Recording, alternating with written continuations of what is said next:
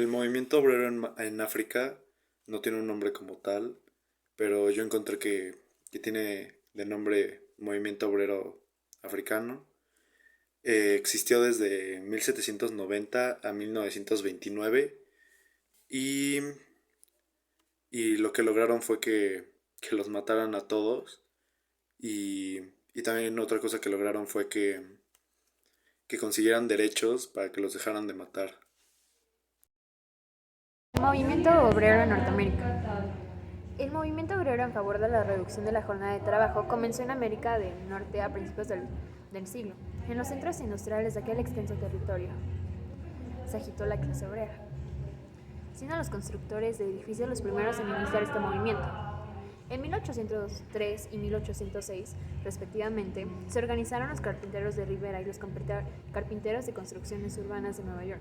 En 1832 se hizo en Boston la primera huelga en favor de las 10 horas por los calafatadores y carpinteros, aunque no tuvo resultados en aquella ciudad. En cambio, los huelguistas de Nueva York y Filadelfia. El primer Congreso de Obreros se celebró en Nueva York el 12 de octubre de 1845. Y en este se acordó la organización de una sociedad secreta para apoyar las reivindicaciones del proletario americano. A medida que aumentaba esta agitación en las filas de la clase trabajadora, germinaba en las esferas del poder la idea de hacer concesiones, y aunque éstas habían de resultar como resultaron perfectamente inútiles, pero no por esto dejaron de hacerse. El Parlamento inglés estableció la jornada legal de 10 horas en 1847, y en los Estados Unidos se celebraron innumerables mítines para felicitar a los obreros británicos por su triunfo. El presidente Johnson promulgó la legalidad de las 8 horas para todos los empleados del gobierno, y los obreros continuaron reclamando a los patrones la adopción del sistema de las 8 horas. El 20 de agosto de 1866 se celebró en Baltimore un gran congreso obrero, en el cual se declaró que ya era tiempo de que los trabajadores abandonasen los partidos burgueses, y se acordó en consecuencia organizar el Partido Nacional Obrero. El 19 de agosto del siguiente año celebraba su primer congreso en Chicago el nuevo partido. La conclusión que existe en Norteamérica es que el Partido Obrero pues sí funcionó de mucho, ya que pues en algunos países se tardó pues más en esto pues tener resultados, ¿no? Y que se lograra algo bueno, pero al menos en Norteamérica, o bueno, en el caso que les estoy presentando, pues primero se redujo el tiempo a 10 horas y luego a 8 horas, porque por ejemplo en el continente de África, por ejemplo, esto pues no obtuvo resultados.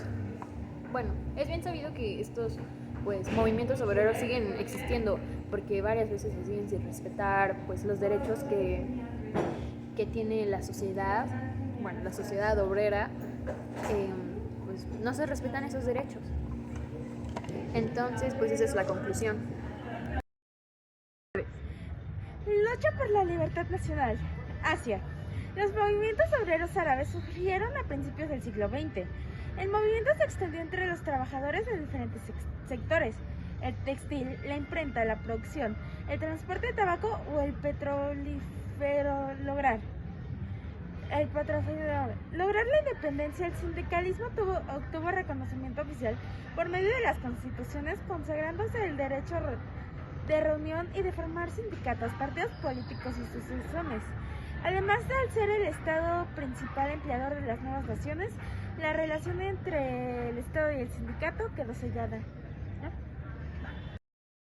A finales del siglo XVIII surgieron en Inglaterra las primeras asociaciones de obreros denominados de socorro mutuo, con el objetivo de lograr mejoras laborales y salariales, y operando como cajas de resistencia para protegerse en caso de enfermedad, desempleo o huelga.